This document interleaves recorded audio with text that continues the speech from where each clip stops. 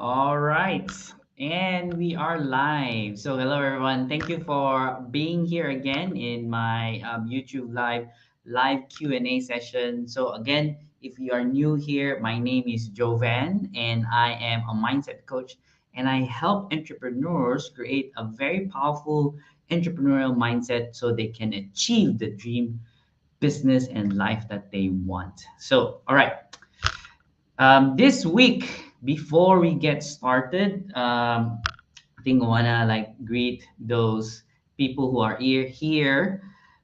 Please say hi. So we have Tutal. Good evening, everybody. Yes, hello, hello. Thank you for being here. And then we have Honey as well. Honey, hi. And I believe she's in Germany right now. So thank you for being here, Honey. And then we have my Din Free Life. Wow, Free Life. I love that. Free Life. Hello, hello. Thank you for being here.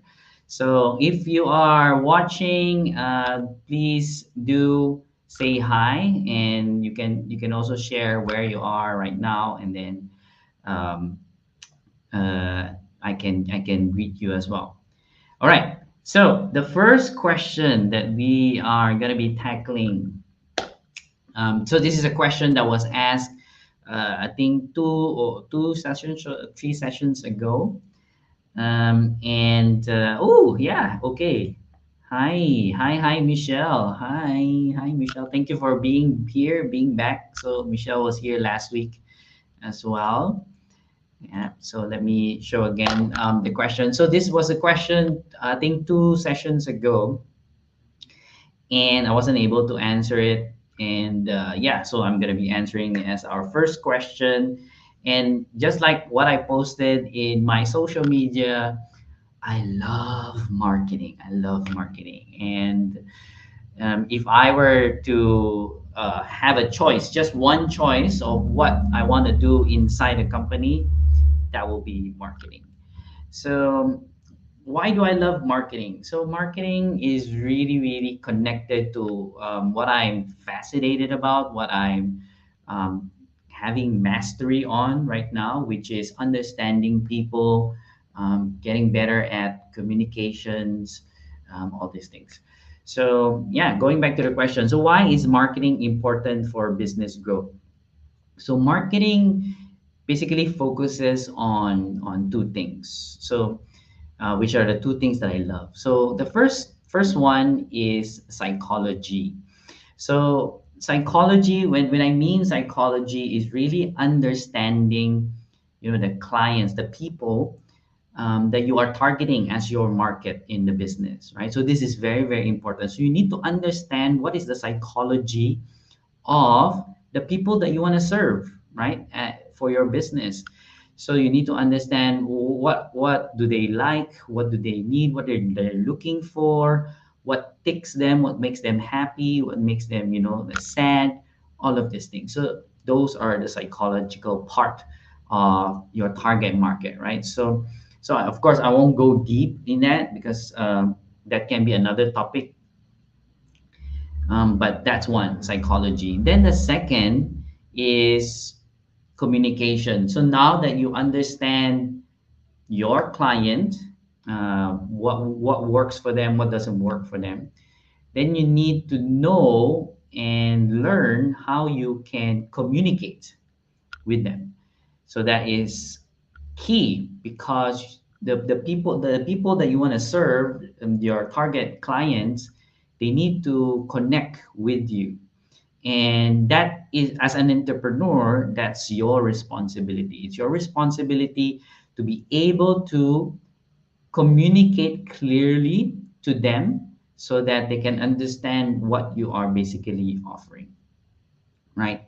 So those are the two main things that what is marketing is all about. And I love it because marketing focuses a lot on what are the motivations of people. And if you have notes, please take notes. So every one of us are motivated by only two things.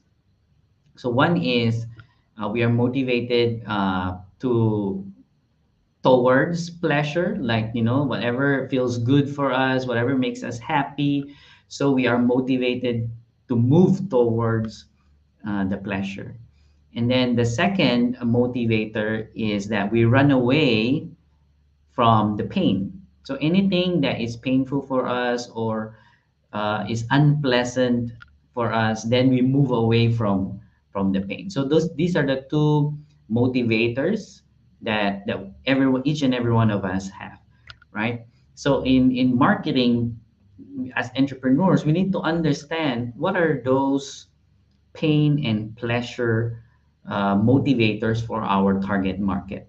Because then, when we know that, then we know how to communicate with them. We know what to do, how we can create our products and services, our offerings for the client. Right. So if I can summarize this, like, the importance of marketing in terms of business growth, it will be in three things. So one is, marketing makes it easier for sales, the sales to do their job. Or if you're doing the sales, then it makes it easier for you to sell your products and services. Then two, it because of marketing, it aligns everyone in the company when everything is very clear, like, what are we supposed to do, who are we, who we are serving. And when it's very, very clear, then everyone will be aligned to that one. Then number three is that when you are very clear in your marketing, especially your market research, then you are helping exactly the people that you want to help, right? So your product and services is fit, we call that the product fit, to your market, target market. And it's a win-win, because you basically get what you want, which is helping people and then getting value out of it. And then the clients themselves, they get the solution that they are looking for, and so they get the value out of that as well, right? So those are the three things, the benefit of having that marketing. So that's why it's super, super important, right? So if you have any questions with regards to what I just shared, about psychology, about communication, just feel free to put it in the chat, I'll answer them. All right, good. Oh my God. Ah, I forgot again. My special glasses. So Duyan is laughing. I started without changing state. Huh. Oh, I wish I have a like a, what do you call that? A special box here that can produce sound effects. That would be nice. Yes. Okay. Sorry for that interruption. Okay, let's get back to answering the question. So let me see. There are new people here, showing some love. Hello, hello for being here. Heart, heart, heart, heart. Yeah. Then hello, Jovan. Hello, hello, Duyan. Duyan. Uh, I learned that the markings also is kind of like similar to the intonation. So hello for being here, Fong Nguyen. Hello, thank you for being here. Okay, so just keep them coming. I'll flash your names as well later. Let me answer some of the questions. So from Trang Tule, um, why is corporate culture so important to organizations and individuals? Um, I think primarily, let us just clarify first and define what is corporate culture, right? So I think corporate culture means, like, if you walk into a company, for example, or maybe just a community, when you walk into a community, a group of people, and then you will notice their pattern of behaviors. Like it coincides. They're like doing the same thing, right? And that's kind of like how culture is, and it's embedded into like a group of people. So and culture has uh, the foundations of a culture, a company culture, or community culture, comes from the specific values that this group of people have, and it always starts from the top. It always starts from the top. So I think it's important to have corporate culture in organizations, uh, and individuals maybe not so applicable, right? Because if you're alone, then you cannot exactly call that as a culture, but more of your character or your values. But as a group of people, it's important because one, it creates a certain image, it outside into the world. So when you have that kind of corporate culture, then people will tag that as your identity, if I can say it like that. So let me give an example. So let's talk about Google. So you know Google, right? Google, you know the website, and it has a lot of other products and services. And if you don't know yet, maybe you can do a little bit of research. Google is very popular for creating an environment that is free, and the employees can actually choose the flex. They have flexibility in terms of their timing, and then they have like very good food, because the culture that the founders of Google wanted to instill was happiness. So what they believe is that for for their employees to become very productive, they need to be happy first. And so that's why they created an environment of happiness. And if you go to a Google campus, then you will actually feel how open it is, how good the setup is, the environment. And this is to create happiness in the environment, for the employees. So that's kind of like one culture that we can talk about, right? So that's how they operate. Then another example would be, let's say, Tesla. So Tesla uh, is completely different. So Tesla, what they have is that you need to work hard and work smart at the same time. So meaning you need to put in really a lot of hard work, but at the same time take care of yourself, not to get burned out. So it's kind of like your responsibility. And if you know Elon Musk, the founder of Tesla, it's how he operates. So he really works very hard. He works like a lot of hours, more than, like I think he mentioned in one interview he worked hundreds of hours per week, something like that. So it's kind of like from Elon Musk, then it flowed into the company culture. So that's kind of like two examples of company different company cultures from two different companies, but it becomes kind of like their identity and their image, right? So that's one. So a company culture can become your image.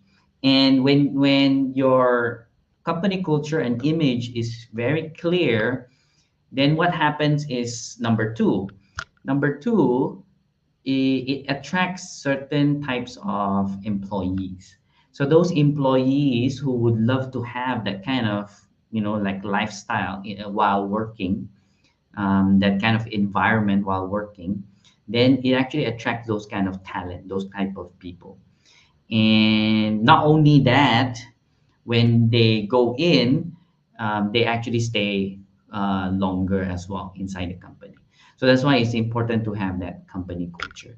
So if the company culture is also not good, then what happens is that employees just would just leave. They won't stay, they won't like their experience, and they will just leave the company. So that's how important company culture is. So thank you for that question. It took me longer than I expected, but I hope I answered it clearly, right? So who else? Joanne is super energetic today. Yes, because I didn't go out today. I just stayed at home because it was raining the whole day. That's why I have a lot of energy. Okay, so let's answer the next question. I think I saw another culture question. Oh, yes. Oh, so it's from her. Hi.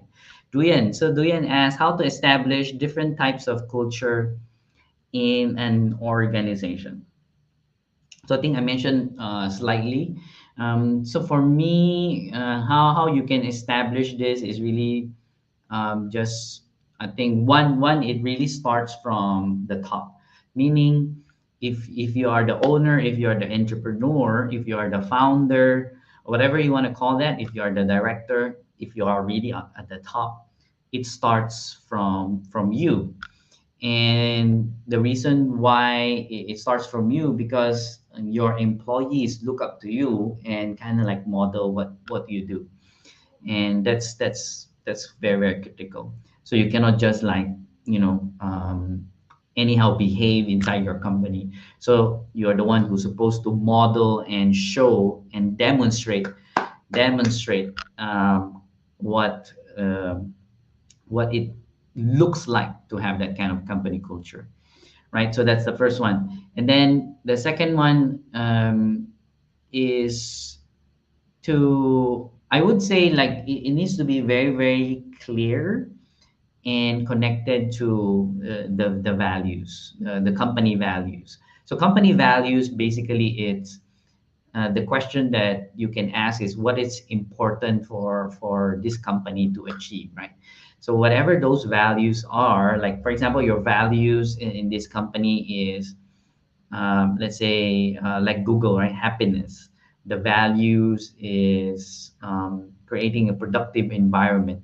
So those are the values, and when it's very clear that you can connect the culture to those values, then it really, really helps. The third one, I think, you need consistency. Culture is not developed at one day, in one day. Sorry, culture is actually developed long term. So meaning you need to be really consistent. You need to show up like that. You need to demonstrate.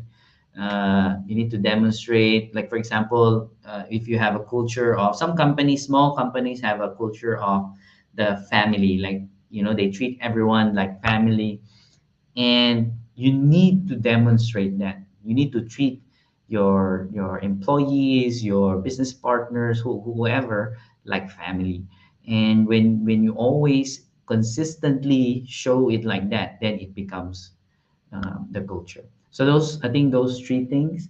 So one, it starts from the top, then it needs to be very clear and connected to your values, and then second is you need that consistency to do that for the long term, right? Long term.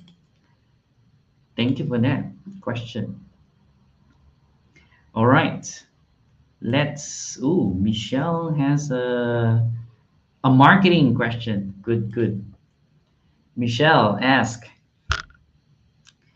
Thank you for this question, Michelle. What is the difference between marketing strategy and marketing tactics? Okay, good. That's a very good question. And in fact, when I started my business like 13 years ago, I totally didn't know what the difference between these two. So, of course, after my experiencing business itself, and then learning from other successful entrepreneurs, then I reading books, all of this, going for trainings and programs, and then I slowly understood what is the difference between these two. So if you can think of it, marketing strategy is more of the big picture. So marketing strategy is really like planning all the things on the top, right? So let's say, for example, let me differentiate the two first before I give an example. So then marketing tactics is the details. So you have the marketing strategy on top, and then marketing tactics is uh, the small processes that you need to do, the tasks that you need to do in order to achieve the strategy. Okay, so let me give a very good example. A marketing strategy that you can have, especially if it fits your business, is one, social media marketing, right? So social media marketing is a strategy in itself, but social media marketing is huge, like it's big, because now, especially nowadays, you have Facebook, you have LinkedIn, you have Instagram, you have TikTok, then you can consider YouTube as well as part of social media, and there's a lot. So that's kind of like social media marketing strategy. So when you talk about social media marketing, what do you need to do, what kind of what platforms are you going into? And so I'll give myself as an example. So initially, right, so in one of our businesses, the art school, so we have an art school here in Singapore. And when we went into the social media marketing, primarily we just used, and this is very interesting, we just used Facebook. And this was like maybe 8 years ago. So we used Facebook, just Facebook. So what we did was like we created a Facebook account, for the company, the art school, and then just posting content, like what's happening, pictures of the students, picture of their artwork. And then when we need to, when we have workshops, when we have holiday classes, then we use the Facebook advertising, right? So it's kind of like the main strategy, using Facebook for the art school, right? Then the tactics. So the tactics I mentioned, some of them just a while ago. So the tactics are the specific things that you need to do. So if you are going to use social media marketing, then you have identified your platforms that you want to go into. Then the tactics would be trying to understand how many times do you need to post. For example, for social media, like how many times and what time do you need to post? Are you going to be just focusing on inspirational content, for example, or are you going to post videos? Are you going to post text content or pictures? So all of those small details, then it falls down into the tactics. So that is the main difference. So strategy is big picture, and then tactics are the smaller details for you to achieve your strategy, right? So that's a good example. Thank you for that question, Michelle. Go and ask some more. I know you have more questions. Thank you. All right. Hello, hi, Nguyen. Thank you for being here. Google is the solution to every problem. Yeah. Yes, Google and YouTube for me. Okay, so let's go back to answering some questions. Okay, so we have here from Feng Nguyen. So how to select suitable staffs? Um, Uh, for me, I'm not very. When it comes to hiring staff, I would say I am more modern. I'm not like, those traditional companies that would are very strict when it comes to, your credentials, or you need to be a college graduate. And so when I hired people, I think I only had like two criteria. So I also quite big picture. So the first one is I look at the character first. So character to me is very important. So what do I mean by character? So character includes the attitude. Um, it includes how they treat other people. It includes how committed they are, how hardworking they are. So these things are the things that I look out for. And of course, um, normally these things are not easy to see, because if they submit paper resume, for example, their CV, right? You cannot like see that from whatever they write in their resume. So the ability to ask very good questions is key to really understanding this person's character. Like maybe ask them if you were in this situation wherein you were fighting against your colleague, what would you do? Like, or maybe a colleague told you that you did something wrong, but you didn't. Then what would you do? So putting them in some scenarios, and trying to get how they will behave and how they react, is a good indicator of what kind of character do they have. So those are just examples of how you can do that. So the first is the character, and then the second is competency. And of course, both they need to be competent as well. I cannot hire someone who is not qualified to do the job, right? If I were to hire another coach, for example, of course I need to know that they can really coach people.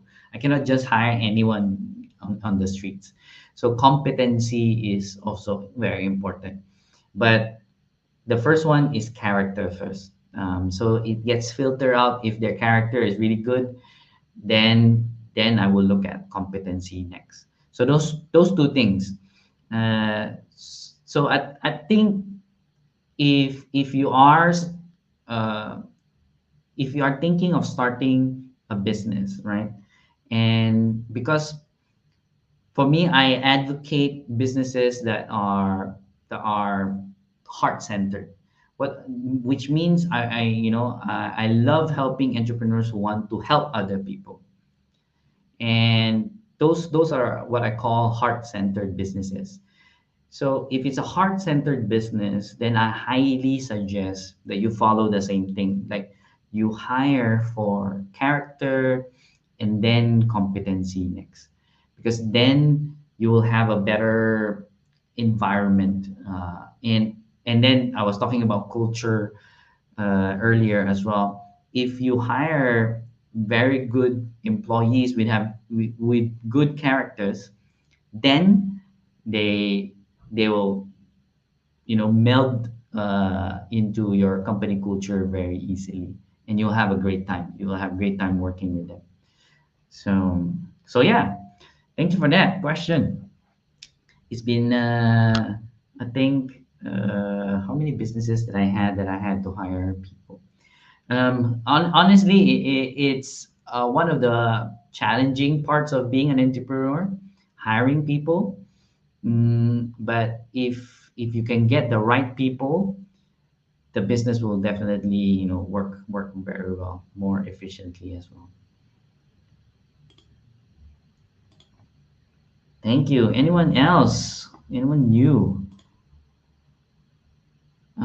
Queen Han Nguyen. Hi guys. Hello. Thank you for being here.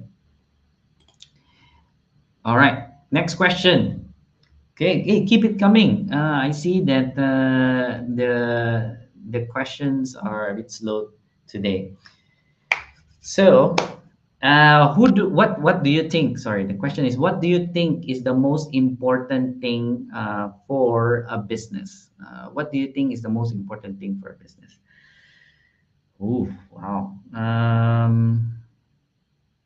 think having experience starting several businesses Mm, wow, this is a very good question because it make really is making me think. So normally, I mean, before, right? Before, I would say that the most important thing for a business is marketing because I love marketing.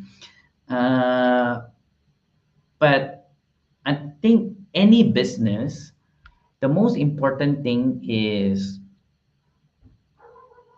for you to achieve your objective, to fulfill what is the business objective. So there's one main reason why you started the business or why you want to start your business, right?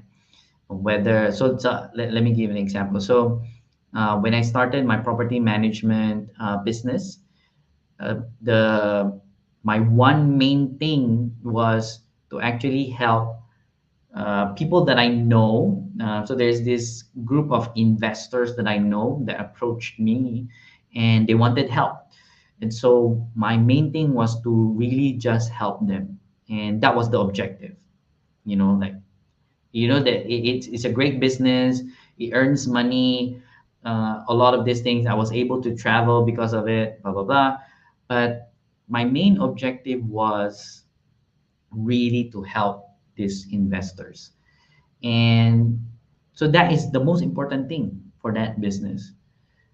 I just needed to do that. And then I started a education business in forex trading seminars. And the reason why I got into that business is because I wanted to educate people properly when it comes to trading and investing, because there's so many people out there that are just hyping it up, that are teaching the wrong things because they are taking advantage of people's greed, people's fear, and just to earn their money. And so the reason why I started that business is because I wanted to help these people and help them avoid losing their money. And that was it. That was the most important thing for that business. That is the objective that I had for that business. So to me, right, to me, the most important thing for a business is to really fulfill the objective that you have set for that business. And don't forget that objective, right? Good question. Thank you very much for that. And we have some new people joining us. Jen, hi Jen. She says good evening to everyone. And then we also have Coach Desmond. Coach Desmond is here. I love your background, Coach Desmond. Just be amazing. Yes, I know I'm amazing. So thank you for being here. If you have Jen and Desmond, if you have any question, just feel free to ask as well. Honey has a interesting question about marketing. Which is the most efficient model of marketing nowadays? Hmm.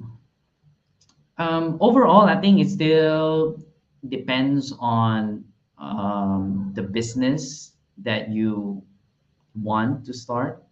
Mm, but since online is like is the thing, right? By default, if you want to start a business, you need to have an online presence. Online presence meaning you at least need to have something. It can be a website or it can be a Facebook page. I know a lot of people who are successful in their business just having a Facebook page, and they do all their deals in Facebook. But the problem with the two, so the website, basically you have more ownership. With regards to Facebook, you are dependent on how Facebook runs their business. If Facebook one day decides, okay, we will change everything and we will stop, all the company Facebook pages. Boom, done. You cannot do anything, right? So that's the main difference. So at least have an online presence. So okay, let me go back to Hani's question. Hani, maybe you can tell me maybe a business that you are thinking of so that I can answer your question more detail. But while Hani is typing, um, let me see. Did she answer? Not yet. Okay. So while Hani is typing, let me greet some new people who are in here. We have Regina. Hi, Reg. Welcome, welcome. Yeah, thank you for being here. Okay, have you thought of the business that you are thinking of, Hani? If not, it's also okay. Um, okay, let me give an example. So since online is now kind of like default, your business needs to have it, right? uh, then social media is also by default something that you might want to consider. And why social media? So social media is not specifically just to for you to do all your business, although some people are able to do that. But social media is a great platform for you to learn how to build relationships. So let me repeat that. So social media is a great platform for you to build relationships. So in business, right? So even if the conversation is like, oh, you are a B2B, business to business kind of business, or you are B2C, which is business to consumer kind of business, it doesn't matter, because we are always, as entrepreneurs, we are always building relationship with another person. And what social media does is allow us the ability to connect to other people through an easier means. So which is what Hani was asking, like a more efficient model, right? So social media gives us that ability. So right now I'm able to. So Hani is I believe in Germany. Then I think last time there was someone who attended who was in Philippines, and then someone is attending from Vietnam, and then someone attending in Singapore. So imagine that. So previously that is not possible, right? So even in Facebook, we are able to connect to different people in different countries, and that makes our lives so much easier, so much more efficient. And the key is, how do you use social media for that? And the best way is to learn how you can connect with other people, build relationships, because those relationships, you can leverage on those relationships in the future by adding a lot of value to them, by giving a lot of value. Then later on, it comes back to you. So I think that's one example, Honey. But again, uh, healthy supplements. Oh, okay. Okay, healthy supplements. Mm, so one, if you want to consider that answer that I gave, which is having an online presence and that using social media to build relationships, that is cool. Um, but okay, I wouldn't say it's the most efficient, but the most proven model of marketing is like hands down, 100%. This is super effective. Is word of mouth. Yeah, word of mouth. So if your products and services are of quality, like very good, and then your service is very good. You're like, what do I mean by service? You communicate very fast.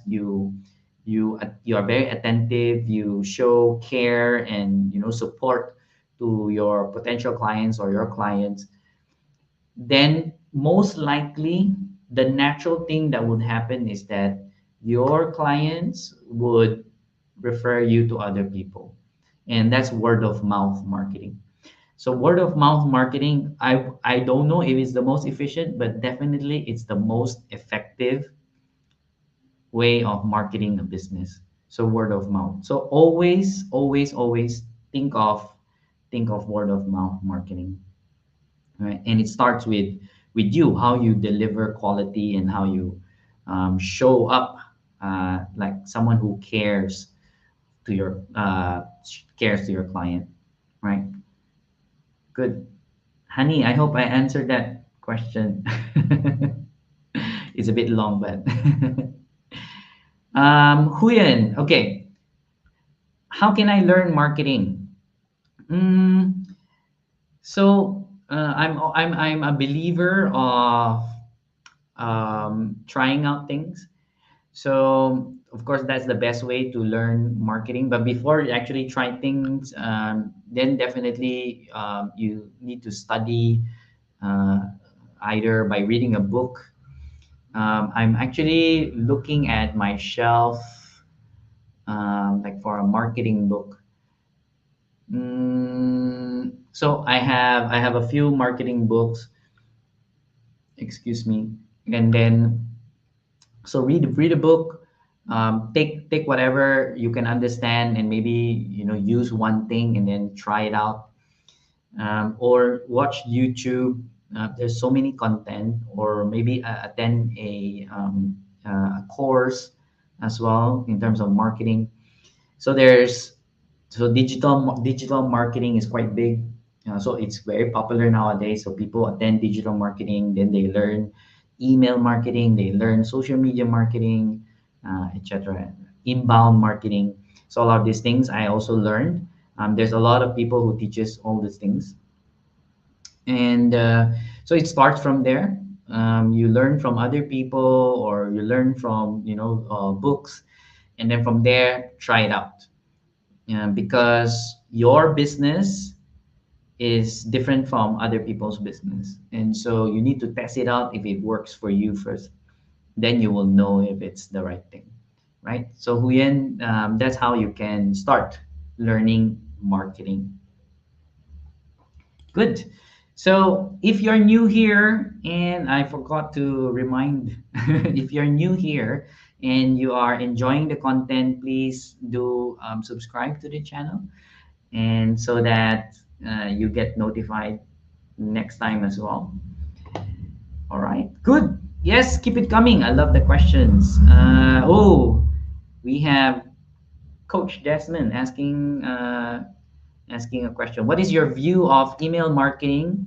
Is it still workable as we get lots of marketing emails in today's context? Okay, this is a very interesting question because I also learned email marketing, and in fact, a lot of the experts out there, they what they say is that email marketing is still alive, right? It's still alive, even though nowadays social media marketing is very powerful. Email marketing is still alive because of the following reasons. So one is that emails is a direct communication to your client, potential clients. And then two, you have control over that system, that platform. Meaning you can send as many communication, letters to them, as much as you want, and it's fine, right?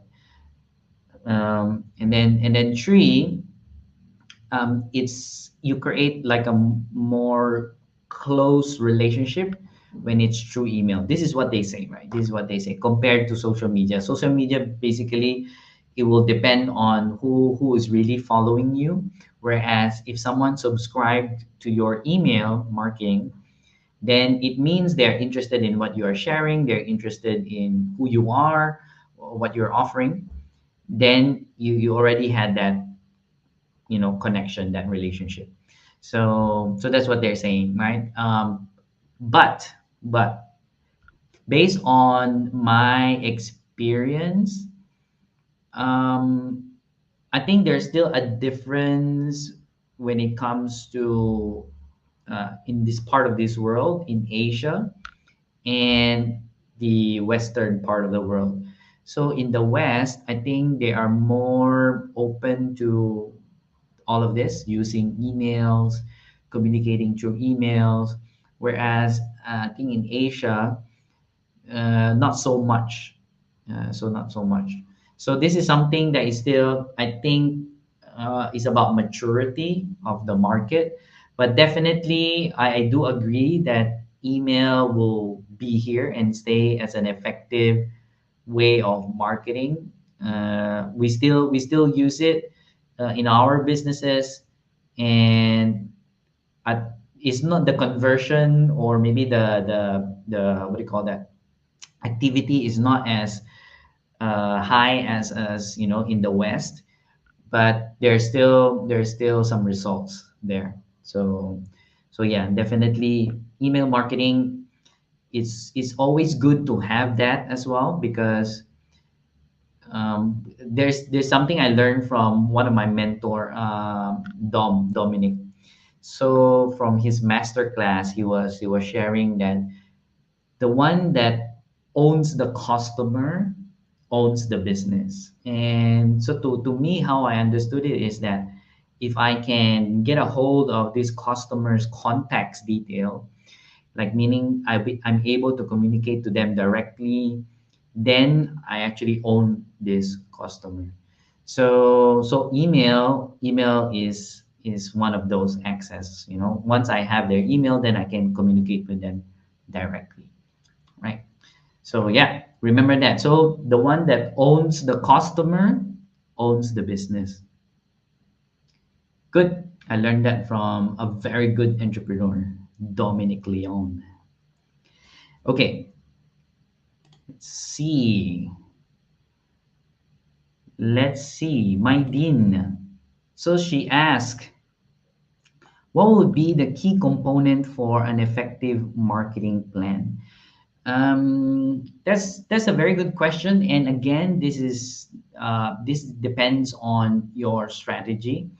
So, and strategies can be different in each case, or a campaign. We call it a campaign. So a campaign. So let's say, for example, a marketing campaign, a marketing plan is to collect leads, right? Like collect potential clients. So you can do that by doing an event, and in that event, what are the measures that you wanna, like you wanna look at? So for example, we did an event, and then we targeted 100 plus people to attend the event. And so to us, well, at least to me, if I hit at least 120, of course, ideally I want to hit 150. But if I hit 120, then to me it was already an effective campaign. Meaning I'm able to collect 120 potential clients, right? These leads. So so to me, that's how I will measure if it's an effective marketing plan. So in at the end of it, it's really up to you if you wanna, like, it's up to you how you want to measure how effective your marketing plan is, right? So there's in my world, there's no good or bad, or right or wrong. It's just what will work for you in your business. Because let's say, for example, my event, my target 150, right? But maybe for you, your event, you are targeting 1000. So then my measure is different from your measure as well. So you are the one who will dictate what will be an effective marketing plan, right? So that's how it works. So you dictate what will be, our KPIs. What are the indicators that we need to track, to measure if we are effective, and then you hit it. That's as simple as it is. Thank you for that question, my Dean. Good question. Ah, interesting. Oh, there's a lot of questions here about marketing. I like it. I like it. Let me answer Michelle's question first. What can you do to get existing clients to spread positive word of mouth and tell others to buy your products and services? Okay, very good question. So, you want more specifics about the word of mouth marketing, right? So, again, to me, it's about delivering massive value. So, if you are delivering a lot of value, then um, what we hope as entrepreneurs, what we hope is that they will spread the word about it. And the key word here is, which I learned from my ex company when I was still working as an employee. So the word that we use in that company was delight. So you want to delight your clients. They must feel delighted, like, wow. Like when they experience your products and service, then they will be like, wow, this is so good. That kind of reaction. And you want them to have that kind of reaction, ideally. And then when their experience is so good, then we hope that they will spread the word. Just like how when we watch, let's say, a very good movie, right? Let's say, for example, Avengers. And after we watch a very, very good movie, then naturally what we do is we talk about it to other people. Like, oh, did you see this movie? Like, it's so good. Yeah. So that's kind of the thing that you want to like have as well when you have offerings, when you have products and services. You want to be able to delight your clients so that they will spread the word. Of course, and here is what I noticed as well. Not every client, not all clients will spread the word. And it's because of their personality. So some people just don't, share naturally, and it's okay. You will have clients that are like that, and it's fine. So it's about percentage. So the more you deliver value, then the higher of the chance is for people to spread the word about your business. Good. I hope I answered that, Michelle. Thank you for that question. Yes. Ooh, this one is quite interesting. Yes, if you're new here, remember to subscribe. Okay. T2N. Marketing is what people like and what people are afraid of. Is this true? I think I mentioned the first part. Let's rewind. And it's based on psychology. So that's why I love marketing. So marketing looks at the psychological aspect of people. So, and I term it as pain and pleasure. So each and every one of us are motivated in two ways. So one is going towards pleasure, and then the other one is running away from pain. So this is what you are asking, Tuyen, which is what people like typically is because they get some pleasure out of it, right? And then what are they afraid of is there's some pain around that. So, excuse me. Yeah. So if you are able to clearly identify what people like and what people are afraid of, then you can use both to communicate, of course, ethically, right? Ethically, if your products and service is really providing that value to them, then it's okay to talk about it like that. So meaning you communicate clearly to them. Your solution is actually bringing them towards what they like, and putting them, away from what they are afraid of. So that's basically, like the sum of what marketing is. Yeah, you need to be able to. The key is to tell this very clearly so that your clients, your target clients, can understand it clearly, right? Good. Thank you for that. There's more questions. All right. All right. So, oh, I see. There's more questions here, but let me answer this one from Regina. So, coach, for a small business, how can we build an effective sales and marketing funnel without spending too much cost? Oh, this one is easy. I love doing things with very little money, very little money or no money at all. I love those strategies. So the only thing is that when you want to go in that path, you need to be ready when it comes to that mindset. So this is where the mindset comes in. Um, that you need to do whatever it takes to make it work, right? So yes, it's probably not gonna cost you money, or maybe it's just gonna cost you a little money, but it takes a bit of work. So if you're not scared of doing work, then yes, this is very good. Okay, so for small business, how can we build an effective sales and marketing funnel, right? So first and foremost, you need to identify where your market is, right? So let's say, for example, honey mentioned earlier healthy supplements. So for, let's say, for a healthy supplements business, where can these people be, hanging out?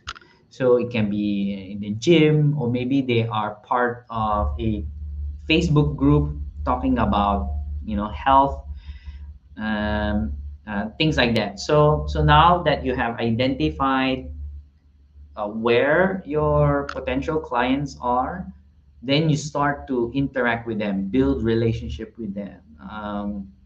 Of course, like what I mentioned, this will take a bit of work, and then adding value to them, giving value, whether it's through your own products or services, or maybe like asking them, well, what do you need?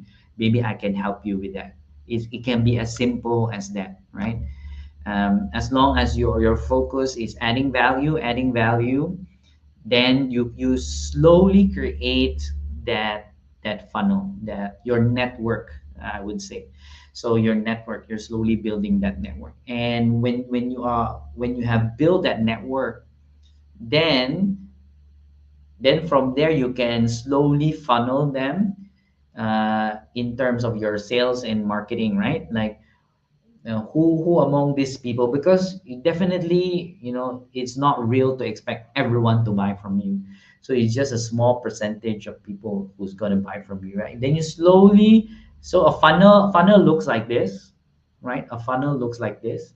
So you build a good amount of people as your network, and then slowly offer them, oh, maybe you want to, say, let's say, for example, let's go back to the honey's health supplements.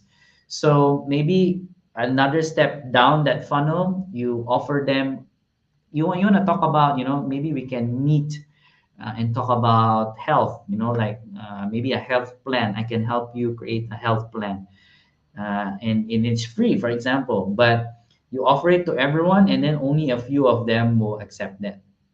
So, but now you filter them down to your funnel, and then from here, after your meeting with them, then you offer them, okay, did you like that health planning that we did?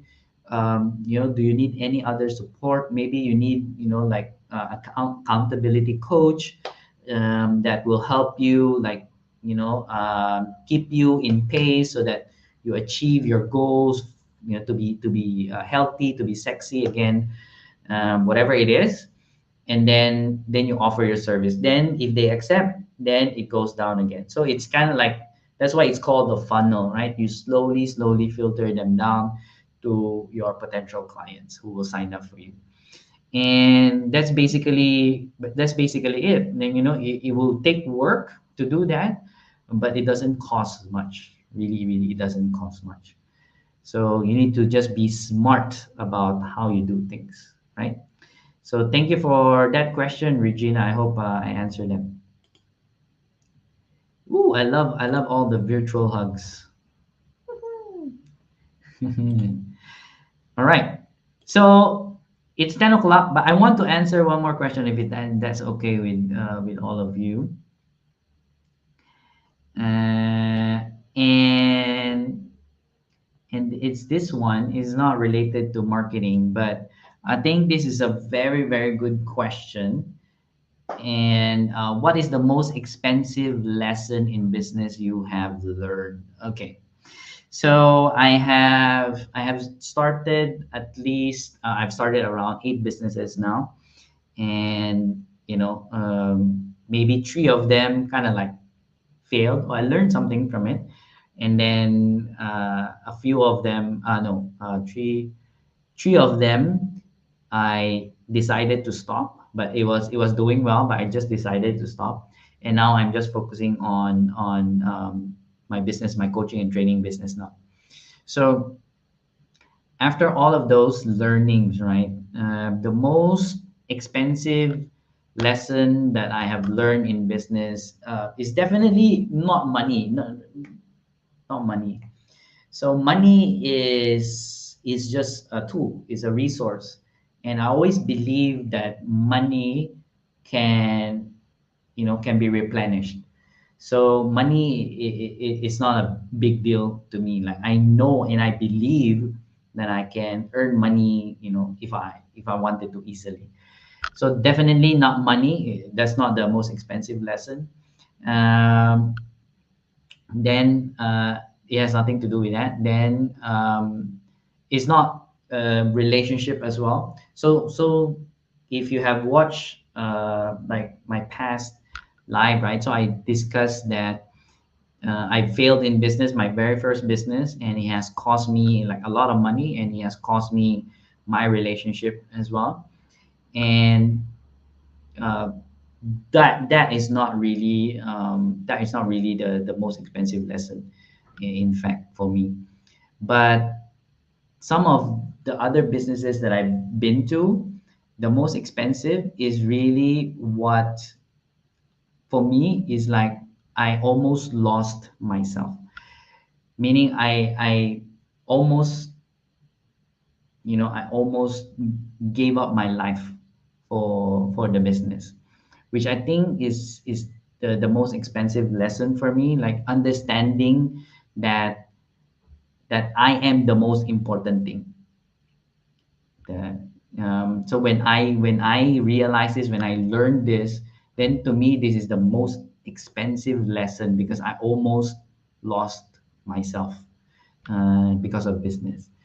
And and yeah, so to me, in right now, for now, even if you just take away one thing from the live Q&A today, is really that, like, even if you start a business, no matter how challenging it is, how much rejection you you experience, or how much failure that you encounter and you learn from, the most important thing is still you.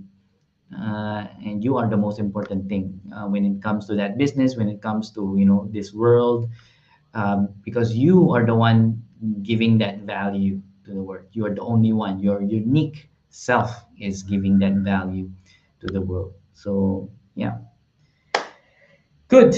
So that is that. I wanted to share that answer. This is a very good question. So thank you very much, everyone.